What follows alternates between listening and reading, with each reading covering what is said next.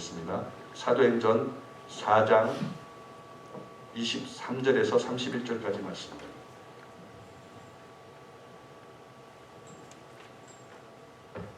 사도행전 4장 23절에서 31절까지 말씀 우리 찾았으면 한 절씩 읽도록 하겠습니다. 사도들이 노임에 그 동료에게 가서 제사장들과 장로들의 말을 다 알리니 그들이 듣고 한 마음으로 하나님께 소리를 높여 이르되 대주제여 천자와 바다와 그 가운데 만물을 지으신 이시여 또 주의 종 우리 조상 다윗의 입을 통하여 성령으로 말씀하시기를 어찌하여 열방이 분노하며 족속들이 허사를 경영하는고 세상의 군왕들이 나서며 관리들이 함께 모여 주와 그의 그리스도를 대적하도다 하신 이로소이다.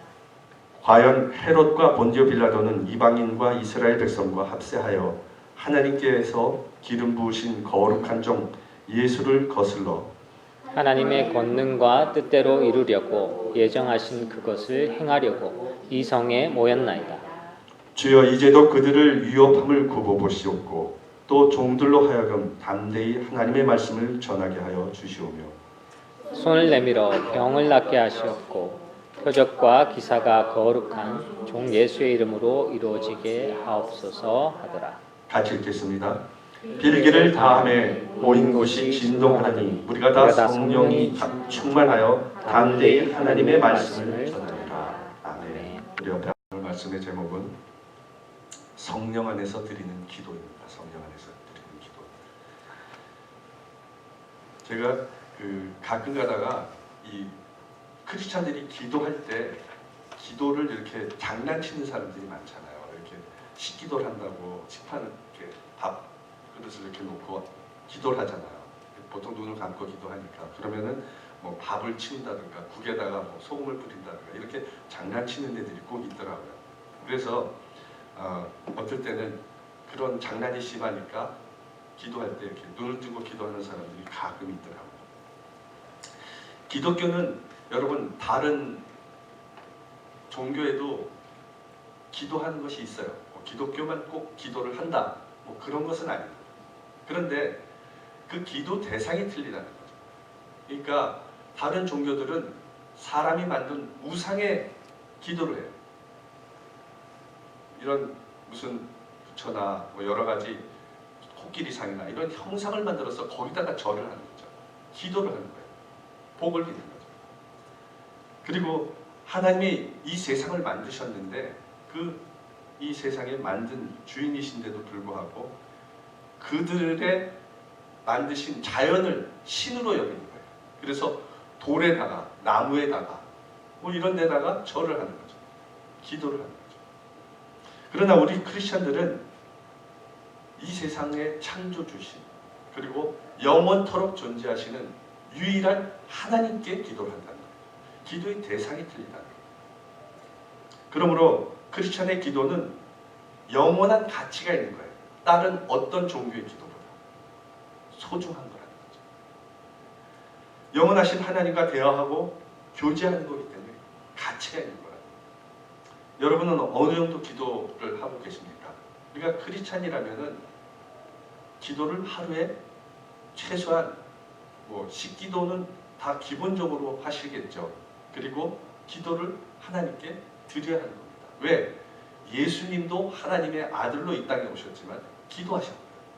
그런데 우리가 예수님보다 나은 인간은 아니잖아요. 나은 사람은 아니잖아요. 그죠? 그런데 기도를 안 한다는 그거는 교만한 거죠. 예수님도 기도했는데 인간이 우리가 기도를 안 한다는 건 교만한 거죠. 사도행전에서 기도가 가장 먼저 나오는 것이 1장 4절 말씀입니다. 십자가에서 죽으시고 부활하신 예수님께서 이렇게 얘기하셨어요. 예루살렘을 떠나지 말고 내게 들은 바 하나님께서 약속한 것을 기다리라고 했어요. 그래서 그들은 그렇게 예수님의 말씀을 붙잡고 마가 다락방에서 모여서 기도했어요. 그럴 때 성령이 불같이 임했다고 얘기했어요. 그래서 하나님께서 약속하신 것을 믿고 기다리는 것, 그 기도는 순종의 표현인 거예요. 순종의 표현. 기도하라 그랬으니까 순종의 표현으로 기도했던 겁니다. 오늘 본문은 베드로와 요한의 설교를 들은 자 중에 5천 명이 예수님을 믿었다고 그렇게 얘기하고 있어요.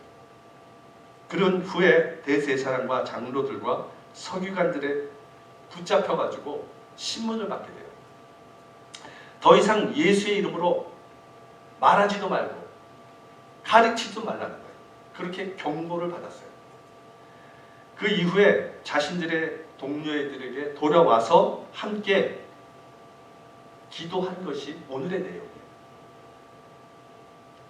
그래서 이 기도 속에는 하나님을 향한 그들의 믿음이 있는 거예요.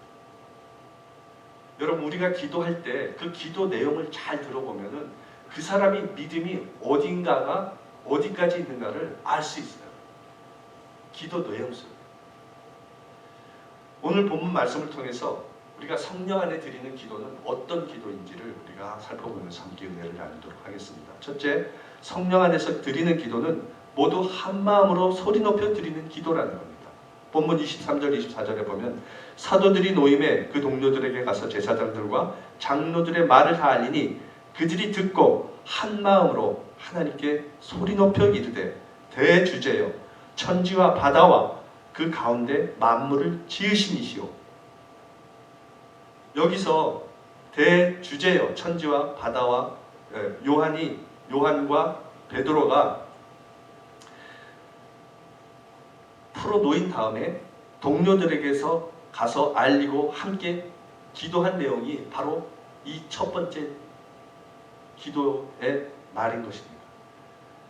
그래서 이들이 기도할 때 두 가지 기도의 형태가 나와요. 어떻게 기도했는가? 첫 번째가 모두 한 마음으로 기도했다고 얘기를 하고 있어요. 한 마음으로. 그러니까 중구난방으로 기도한 게 아니에요. 이 사람은 이렇게 기도하고 저 사람은 저렇게 기도하고 이렇게 기도하지 않고 한 마음으로 기도했다고 얘기하고 있습니다. 산헤드린 공회에서 풀려난 이 베드로와 요한이 교회 가서 그 상황을 보고 성도들은 앞으로 더 많은 핍박을 당해야 될 거라는 것을 감지했어요. 그래서 더욱 담대한 신앙을 가지고 그 핍박을 이기기 위해서 기도한 거예요. 여기 일치된 마음으로 기도했다는 것, 이것이 합심기도예요. 합심기도. 우리가 보통 합심기도 한다 그러잖아요. 한 마음으로 기도하는 거죠. 한 마음으로. 구약시대에도 함께 기도하고 찬양을 했습니다. 합심기도는 그러나 특히 그 오순절날 성령이 임재한 후부터 시작된 기도의 하나의 패턴인 거죠. 성도들이 함께 모여 마음을 합해서 기도한 것은 성령시대의 가장 큰 축복의 하나였습니다. 한 마음으로 기도하기 위해서 당연히 함께 모여야죠. 여러분, 우리가 기도는 혼자 할 수 있어요. 뭐 골방에서 하거나 집에서 하거나 혼자 할 수 있어요. 그런데 한 마음으로 할 때 성령의 역사가 더 임재한다는 거예요. 그래서 120명의 성도가 합심해서 기도했을 때 성령이 불같이 난 거예요. 이 사도행전의 교회의 시작은 성령이 임재함으로 교회가 시작된 거예요. 그것은 120명이라는 성도가 합심해서 한 마음으로 기도했기 때문에 그렇게 시작할 수 있었던 거예요. 교회가 분열되면요, 가장 먼저 일어나는 표시가 뭐냐면은 기도가 안 돼요. 그러니까 기도에 분열이 일어나는 거예요. 그리고 같이 모여서 기도할 때 한 마음이 안 되는 거예요. 자기 생각대로만 기도하는 거죠. 그러니까 내 생각대로만 기도하고 어떤 마음이 하나가 되지 않는 거예요. 그래서 의견이 분분하고 자기 중심적인 기도만 하게 된다는 거예요. 그렇게 기도가 무력해지면 영적 능력이 교회에서 사라지게 된다는 거예요. 그래서 예수님은 제자들이 하나 되게 해달라고 하나님께 간절히 기도하셨던 겁니다. 함께 모여 기도할 때 깨어졌던 관계가 회복되는 겁니다. 가정의 문제나 부부간의 문제, 그리고 자녀의 문제도 여러분, 가족이 함께 모여 기도하면 분쟁이 일어날 수 없어요. 부모가 자식을 위해서 기도하고, 남편이 아내를 위해서 기도하고, 아내는 남편을 위해서 기도하고, 자식은 부모를 위해서 기도하는데, 한마음 한뜻으로 기도하는데 어떻게 문제가 생길 수 있겠어요? 분열이 일어나지 않습니다. 그래서 진짜 성령이 충만한 교회는 분위기가 좋은 교회가 아니에요. 품위가 있는 교회가 아닙니다. 한마음 한뜻으로 뜨겁게 기도해주는 교회가 그게 성령이 충만한 교회입니다. 새신자가 교회에 왔을 때 서로 환영하고 잘 섬겨주면 교회 분위기가 참 좋다, 그렇게 얘기할 수 있어요. 잘 섬겨주니까. 그런데 이 사람들이 분위기만 교회가 좋지 기도를 하지 않아요. 그러면은 그 교회에 오래 가지 않습니다. 기도가 없는 교회를 오래 가지 않아요. 한 마음으로 기도하는 교회가 성령 충만한 교회고 하나님 보시기에 참으로 하나님을 기쁘시게 하는 그런 교회인 겁니다. 둘째로 하나님께 소리 높여 기도했다라고 얘기하고 있어요. 하나님께 소리 높여 기도했다. 이것이 통성기도예요. 제가 신학교에서 기도 제목, 기도 종류가 되게 많아요. 여러분은 뭐 합심기도, 통성기도 이런 거밖에 모르는데 기도 제목이, 기도하는 방식이 되게 많아요. 기도의 종류들이. 거기에 한 종류가 통성기도라는 기도의 한 종류가 있어요. 그것도 통성기도를 영어로 표현한 게 아니라 그냥 TONG, 통성기도라는 것이 있어요. 왜? 그게 있잖아요. 한국 사람들만이 통성기도를 많이 해요. 한국교회만. 그렇기 때문에 통성기도라는 제목, 기도의 형태가 있어요. 그래서 여러분, 하나님께 큰 소리로 기도하는 것, 그것은 하나님이 원하시는 거예요. 그래서 어떤 분은 기도 그렇게 큰 소리로 하는 것은 경건치 못하다고 얘기하는 사람이 있어요. 아니 무슨 하나님이 귀 먹었어요? 왜 이렇게 소리를 질러요? 이렇게 얘기하시는 분들이 있더라고요. 그래서 항상 묵상 기도로 조용조용하게 품위 있게 기도하면은 그게 하나님이 그것을 받아주신다는 거예요. 조용히 기도하는 것을 선호하는 사람들이 있어요. 그런데 여러분, 기도는 크게 하거나 적게 하는 것을, 그것을 문제시 삼지 않아요. 기도는 꼭 조용히 해야 한다. 그것이 문제인 거죠. 그것은 성경적인 것이 아니에요. 기도는 꼭 조용히 해야 됩니다. 여러분, 성경에 보면 하나님께 부를 지적 기도하라고 그랬어요. 예수님도 그 눈물이 핏방울이 되도록, 그렇게 땀이 핏방울이 되도록 그렇게 기도하셨어요. 통곡하며 기도하셨어요. 그래서 기도는 조용히 할 때도 있고 크게 소리 내어 기도할 때도 있어야 하는 겁니다. 갑자기 교통사고가 나거나 물에 빠졌는데 저를 살려주시면 감사하겠습니다. 이렇게 얘기하는 사람이 있습니까? 살려주세요 라고 소리치겠죠. 죽는데. 여러분, 합심해서 한마음으로 기도했다는 것과 소리 높여 기도했다는 것이 따로따로 벌어진 일이 아니에요. 오늘 같이 일어났어요. 모든 사람이 한마음으로 소리 높여 기도했어요. 요즘 청소년들을 보면은요, 젊은 세대들이나 청소년을 보면은 무슨 콘서트다, 뭐 아이돌, 특히 미국에 보면은 BTS, 뭐 그 아이돌 콘서트 장에 가면은 난리가 나잖아요. 막 뛰면서 노래하면서 박수치고 환호하고 그렇게 하잖아요. 그런데 하나님 앞에 기도할 때 우리가 진정으로 하나님이 역사함을 깨닫고 하나님 앞에 우리가 기도할 때는 그런 모습이 하나도 없다는 거예요. 진짜로 하나님을 경배하면서 하나님을 높이면서 그렇게 열광적으로 기도하는 사람 없다는 거예요. 여러분, 우리는 한 마음을 해서 통성으로 기도하는 그런 교회가 되어야 합니다. 우리 교회도 그런 모습이 있어야 합니다. 사도들이 기도할 때 하나님을 대주제라고 얘기했어요. 영어로는 Sovereign Lord예요. Sovereign Lord. 그래서 대주제요라고 얘기했어요. 하나님. 본래 대주제란 노예의 생명을 자유하는 권리를 가진 주인 또는 누구도 도전할 수 없는 절대 권력을 가진 그런 사람을 지칭하는 거예요. 그리고 종이 주인의 권위를 높여 부르던 호칭이 대주제였어요. 대주제. 예루살렘 교회 성도들은 하나님을 그런 하나님으로 여기며 사도들의 유업한 대제사장들과 공의 권위는 대주제이신 하나님의 권위 아래 속해 있기 때문에 그래서 크고 높으신 권위 하나님께 호소한 거예요. 대주제이신 하나님이라고 호소한 거죠. 이들이 또 천지와 바다와 그 가운데 만물을 지으신 이라고 선포합니다. 바로 이것이 찬양이죠. 찬양은 하나님의 하나님 되심을 높여드리고 인정하는 거예요. 찬양은 그래서 노래로만 하는 것이 아니고 기도로 할 수 있는 거예요. 기도. 이것이 찬양의 기도인 것입니다. 이처럼 올바른 기도는 하나님에 대해서 올바른 이해를 가지고 시작하는 거예요. 어려움이 닥치면 우리의 시각이 굉장히 좁아져요.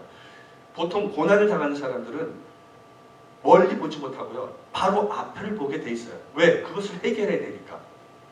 그래서 시야가 되게 좁아지거든요. 다른 것을 못 보고 자기 문제만을 보는 거죠. 내 문제가 세상에서 제일 심각한 문제가 되어버리는 거예요.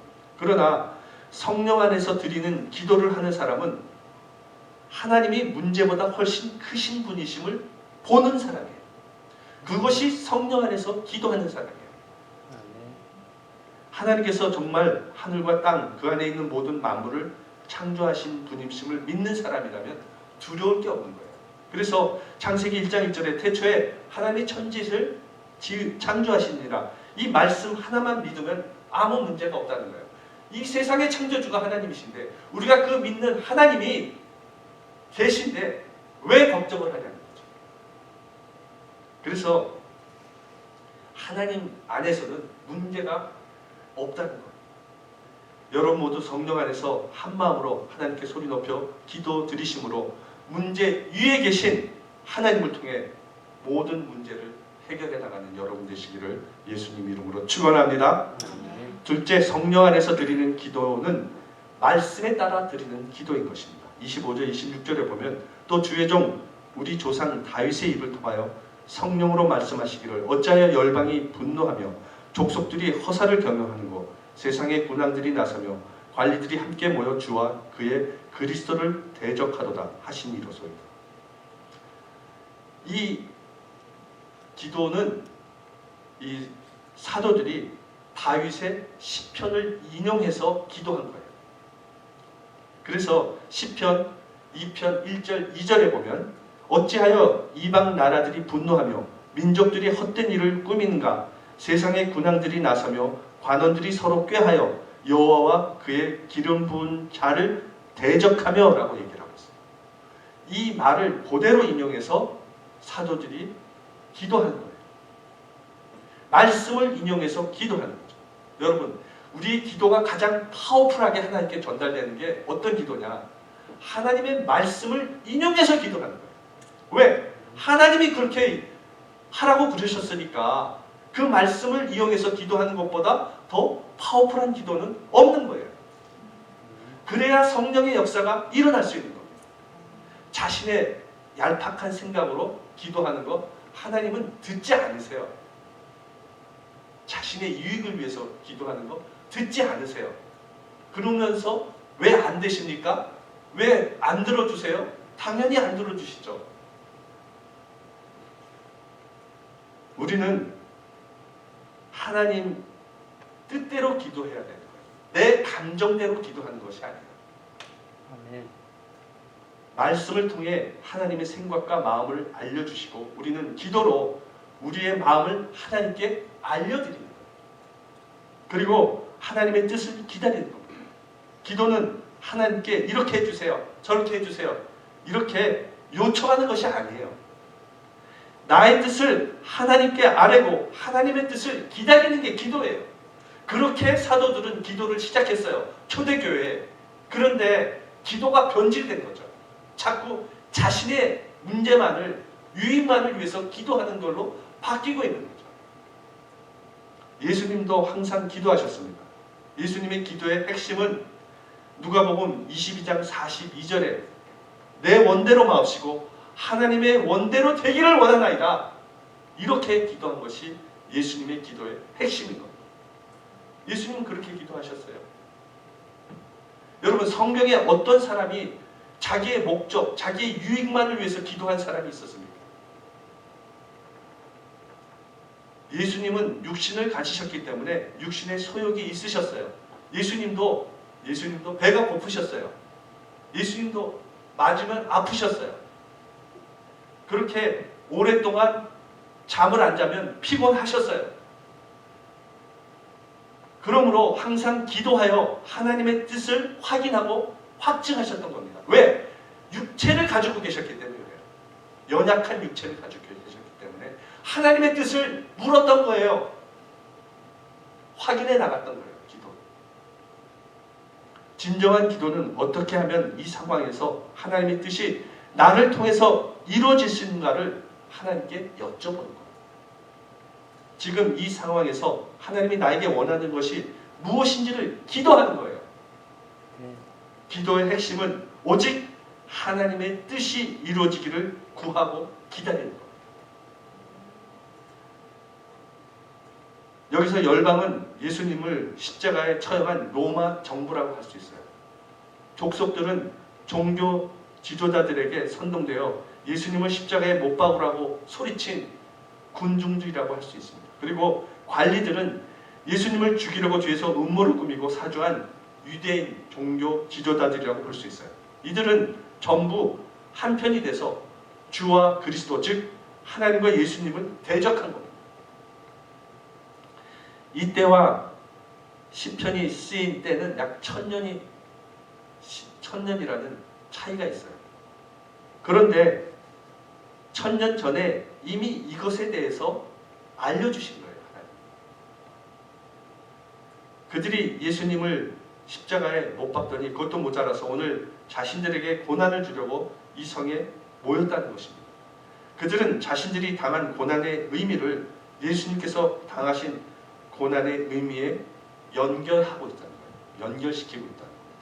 바울은 골로새서 1장 24절에서 나는 이제 너희를 위하여 받는 괴로움을 기뻐하고 그리스도의 남은 고난을 그의 몸된 교회를 위하여 내 육체에 채우노라. 바울은 자신의 고난에는 그리스도의 저 고난의 의미가 있기 때문에 그것을 기쁘게 감당할 수 있었다고 얘기합니다. 우리 크리스천에게 있어서 고난 당한다고 다 슬픈 것만은 아니에요. 고난이 유익이 될 때도 있어요. 어떤 성격의 고난을 받느냐가 문제인 겁니다. 정말 그리스도적 고난, 십자가의 의미를 알고 당하는 고난을 당할 수 있다면 여러분, 우리가 어떤 고난이라도 감당할 수 있는 거예요. 죽기까지 그것을 감당할 수 있는 거예요. 이렇게 성령을 받은 사람은 자신들이 당한 고난의 의미를 높은 가치로 받아들였어요. 이 고난이 그렇게 아주 싼 쓸데없는 고난이 아니라 예수 그리스도의 고난, 그 고난으로 받아들여요. 사도들은 하나님을 살아계신 하나님으로 알았기에 이 사내들이니 공회원들이 죽이겠다고 유혹하고 헤로당과 본디오 빌라도가 유혹해도 두렵지 않았어요. 하나님 앞에 이 권력자들은 아무것도 아니라고 여긴 거예요. 사도들은 이런 확신을 가지고 있었기 때문에 더 이상 어려움이 없애달라. 어려움이 없이 살아갈 수 있도록 해달라. 나에게 고난을 제거시켜달라. 이렇게 기도하지 않았어요. 오직 하나님의 이름과 영광을 위해 하나님의 뜻이 이루어지기를 간구했다는 거예요. 간혹 보면은 이렇게 기도하는 사람들이 있어요. 자신은 가만히 있고 주변 환경만 달라지기를 바라는 거죠. 그래서 주변의 사람이 변하고 사회가 변하고 세상이 변하고 자신은 아무것도 변하지 않고 편하게 살게 해달라고 기도드린다는 거예요. 그러나 성령 안에서 기도하는 초대교회 사람들은 그렇게 기도하지 않았어요. 그들은 핍박이 있고 환란이 있고 위험이 있어요. 항상 죽음의 위협에 노출이 되어 있는 사람이었어요. 그리스도인들은. 그들은 언제 죽을지도 모르는 사람들이었어요. 그같이 위험한 상황인데도 불구하고 환경의 변화가 있기를 바라지 않았어요. 이것을 빨리 바꿔주세요. 이렇게 기도하지 않았다는 겁니다. 그들은 자신이 처한 상황 그대로 수용했어요. 그리고 주어진 환경 속에서 어떻게 해야 할까?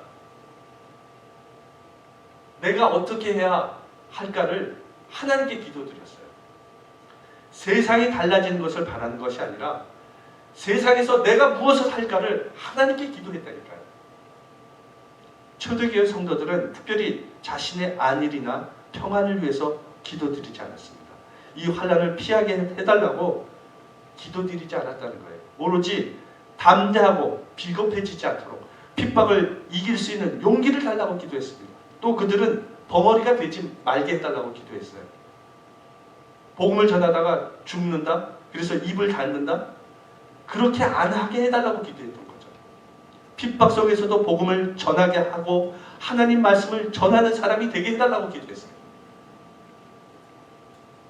우리가 복음을 전하고 말씀을 전할 때 환난과 핍박을 당할 것이라고 예수님은 이미 얘기하셨어요. 그러나 그것을 이겨나가야 된다고 얘기했어요. 환난을 피하도록 기도하는 것이 아니라 환난을 이기도록 담대하게 해달라고 기도하고 핍박을 이길 수 있는 용기를 달라고 기도해야 된다. 1904년 영국 웨일즈에서 에반 존 로버트를 중심으로 탄광 노동자들이 모여서 기도 모임을 만들었어요. 모일 때마다 초대교회 성도처럼 영적 부흥을 달라고 그들은 기도했습니다. 부르짖어 기도했어요. 그들의 간구는 놀라운 결과가 나타났는데 1904년부터 1906년 사이에 10만 명이 넘는 사람들이 회개하고 구원받는 역사가 일어났다는 겁니다. 이것을 우리가 웨일즈의 대부흥이라고 해요. 그런 역사가 미국에도 일어났어요. 대각성운동이 일어났어요. 한 번에 다수, 한 명, 두 명이 구원받는 게 아니라 10,000명, 5,000명 이렇게 다수가 구원받는 대부흥이 일어났어요. 여러분 그것은 그냥 기도드린 것이 아니에요. 여러분 모두 하나님의 말씀에 근거해서 성령 안에서 기도하심으로 하나님의 뜻을 이루어가는 여러분 되시기를 예수님 이름으로 축원합니다. 셋째, 성령 안에서 드리는 기도는 기사와 표적이 나타나는 기도인 겁니다. 29절 30절에 보면 주여 이제도 그들의 유혹함을 굽어보시옵고 또 종들로 하여금 담대히 하나님의 말씀을 전하게 하여 주시오며 손을 내밀어 병을 낫게 하시옵고 표적과 기사가 거룩한 종 예수의 이름으로 이루어지게 하옵소서 하더라. 초대교회 성도들은 자신들을 박해하는 세력들이 예수님을 못 박았던 자들이고 자신들의 고난이 예수님의 고난에 동참한 것임을 알고 있었어요. 그래서 핍박을 당하면서도 그들은 움츠러들지 않았어요. 오히려 담대히 하나님의 말씀을 전하게 해달라고 기도했습니다. 오순절 성령 강림 사건 이후에 교회는 담대하게 복음을 전하였고 예수님의 이름으로 병든 자가 고침받고 많은 기사와 표적이 나타났습니다. 사도들은 이것이 하나님의 뜻임을 알았어요. 그래서 그 후에 사도들은 언제 어디서나 이 하나님의 역사가 계속되게 해달라고 기도했어요. 한마디로 감옥에 들어가도 좋고 매를 맞아도 좋고 죽임을 당해도 좋으니 오직 담대히 복음을 전하게 하고 예수님의 이름으로 표적과 기사가 나타나게 해달라고 그렇게 기도한 것입니다.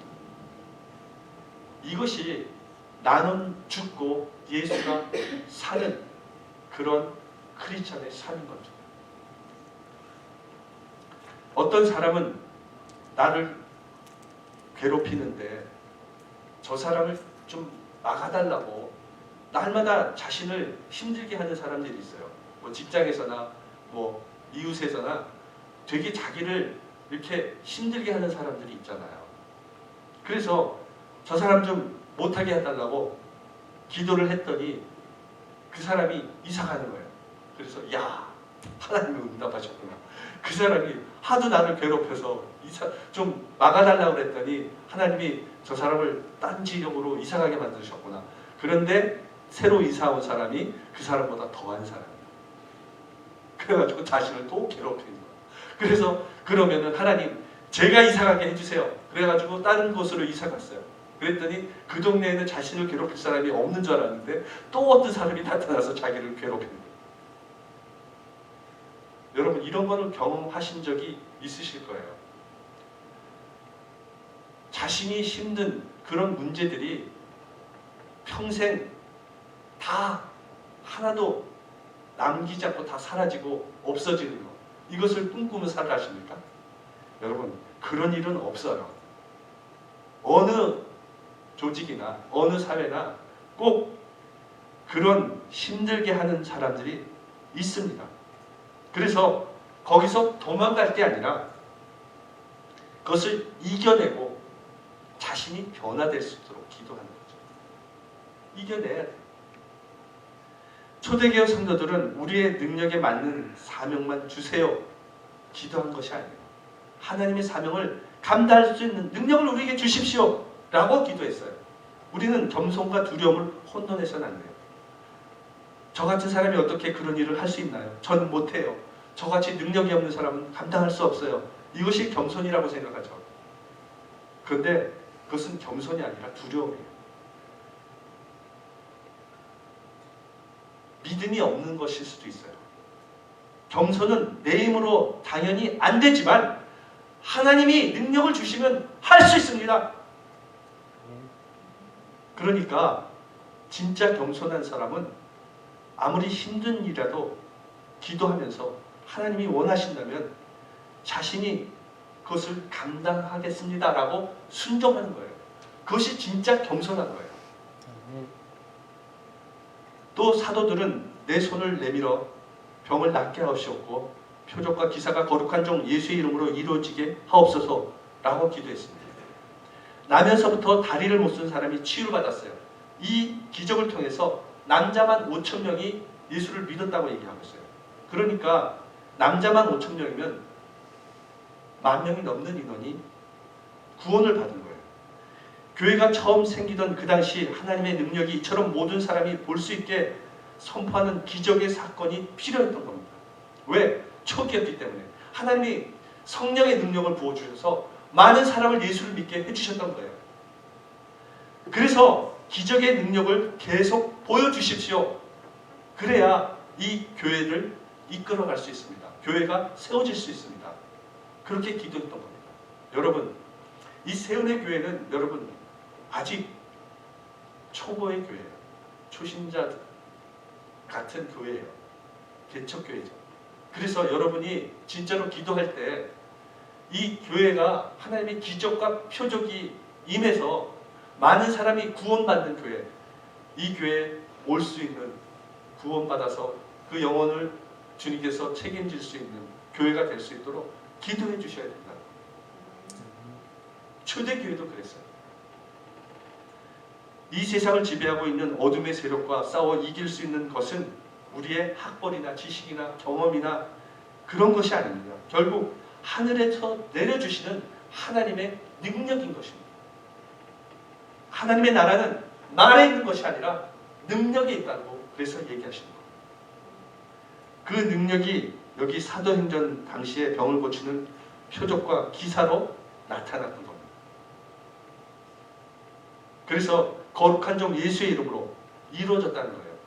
자기가 했다는 것이 아니라 예수의 이름으로 그것이 이루어졌다는 겁니다. 우리가 기도의 응답이 이루어지면 내가 열심히 기도해서 된 것이 아니라 우리는 항상 예수의 이름으로 기도하잖아요. 예수의 이름으로 이루어진 거예요. 예수님의 능력이 주셔서 예수님께서 능력 주셔서 이루어진 것으로 우리는 하나님께 영광을 돌려야 한다.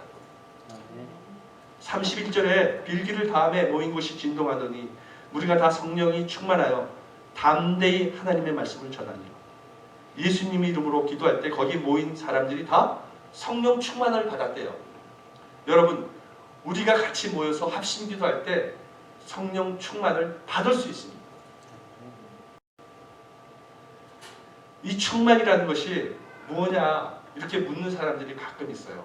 그런 어떤 충만이 어떤 무아지경, 판타지 이런 것이 아니에요. 충만이라는 것은 그리스도에 대한 믿음과 그의 사명에 대한 의식이 분명해졌다는 거예요. 하나님이 확고하게 우리에게 무언가를 하도록 보여주셨다는 거예요. 그 믿음이 생겼다는 거예요. 그게 성령 충만인 겁니다. 그리고 여기에는 공동체의 의식이 있었습니다. 어느 한 사람만 성령 충만을 받은 것이 아니에요. 모두가 다 성령 충만을 받은 거예요. 그래서 성령 충만은 어떤 개인의 종교적인 체험만이 아닌 거예요. 성령 충만의 궁극적인 목적은 하나님의 말씀을 담대히 전하게 되는 데 있는 것입니다. 성령 충만의 목적이 사업이 잘 되고 직장에 승진하고 좋은 직장에 가고 시험에 합격하고 이런 것에 있는 것이 아니에요. 성령 충만 받아서 잘 됐어요. 뭐 무슨 일이 잘 됐어요. 많은 물질을 얻게 됐어요. 이게 성령 충만에서 이루어지는 일은 아니에요. 여러분, 평생 사도행전을 연구한 어느 사도행전의 세계적인 권위자가 있어요. 모리아라는 사람이에요. 그 사람이 자신의 저서에서 사도행전에는 성령 충만 자체를 위하여 기도한 흔적이 없다라고 얘기했어요. 사도행전에는 성령 충만하게 해달라는 기도가 없다는 거예요. 다만 담대히 하나님의 말씀을 전하게 해달라고 기도했더니 충만하여 지더라는 거예요. 쉽게 말해서 돈을 벌게 해주세요 하고 기도했더니 돈을 벌게 해주셨다는 것이 아니에요. 하나님의 일을 많이 해주세요. 그것을 내가 감당하게 해주세요 라고 했더니 거기에 필요한 돈을 채워주셨다는 거예요. 여러분, 우리는 그렇게 기도해야 돼요.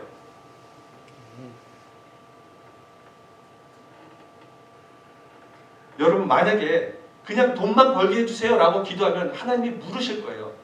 돈 벌어서 너 뭐 하게? 그것을 어디다 쓰게? 라고 얘기하실 거예요.